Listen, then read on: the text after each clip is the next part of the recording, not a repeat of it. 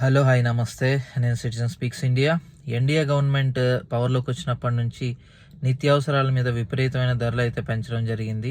Train charges కానీ, petrol charges కానీ, gas కానీ, ఆయిల్ కానీ, ఎక్సెట్రా ఎక్సెట్రా. నిర్మలా సీతారామన్ అయితే ప్రతిరోజు వార్తల్లో ఉంటానే ఉంటుంది. ఏదో ఒక దాని మీద జిఎస్టీ ధర పెంచడమో, లేకపోతే ట్యాక్సులు విధించడమో, ఇట్లా.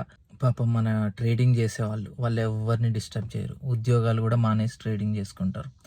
వాళ్ళని కూడా వదలట్లేదు. స్టాక్స్ మీద కూడా బోల్డ్ అంత జిఎస్టీ.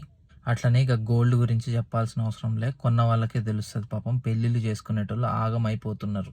అట్లా వెహికల్స్ మీద కూడా విపరీతంగా, ఈవెన్ సెకండ్ హ్యాండ్ వెహికల్ అమ్మాలన్నా కూడా ట్యాక్స్ కట్టాల్సిన పరిస్థితి అయితే ఉంది. పెట్రోల్లో కూడా 20% ఇథనాల్ కలిపి అమ్ముతున్నారు. దీనివల్ల వెహికల్ డ్యామేజెస్ కూడా జరుగుతాయి. వీటన్నిటికీ నిర్మలా సీతారామనే కారణమని చాలా మంది పాపం ఆమెను విమర్శిస్తూ ఉంటే నాకు చాలా జాలేస్తుంది నిర్మలా సీతారామన్ గారి మీద.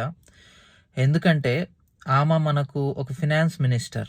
సో ఆమె బాధ్యత ఏంటంటే ఆ సెంట్రల్ కమిటీ మొత్తం ఏదైతే డిసైడ్ అవుతుందో ఆ డెసిషన్ని ఆమెకు ప్రజలకి చెప్పడమే ఆమె బాధ్యత. పాపం ఇప్పుడు మెయిన్ డెసిషన్ ఎవరు తీసుకుంటారు? ఇప్పుడు ఇంత జరుగుతున్నప్పుడు పాపం మన దేశంలో మనందరం ఆమెను ఆడిపోసుకుంటున్నాము.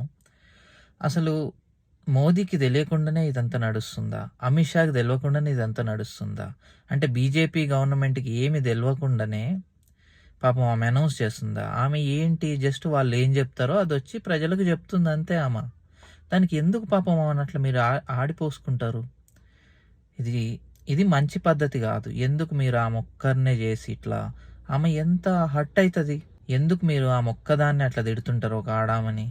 ఆమె ఎంత హట్ అవుతుంది, ఆమె మనసు ఎంత బాధపడుతుంది. అరే ఎవడో డెసిషన్ తీసుకుంటే పాపం నేను ప్రజలకు చెప్పినందుకు నన్ను ఎందుకురా ఇట్లా తిడుతుండ్రు అని ఆమె ఎంత ఫీల్ అవుతుంటుంది. ఒక్కసారి ఆలోచించండి సిటిజన్స్.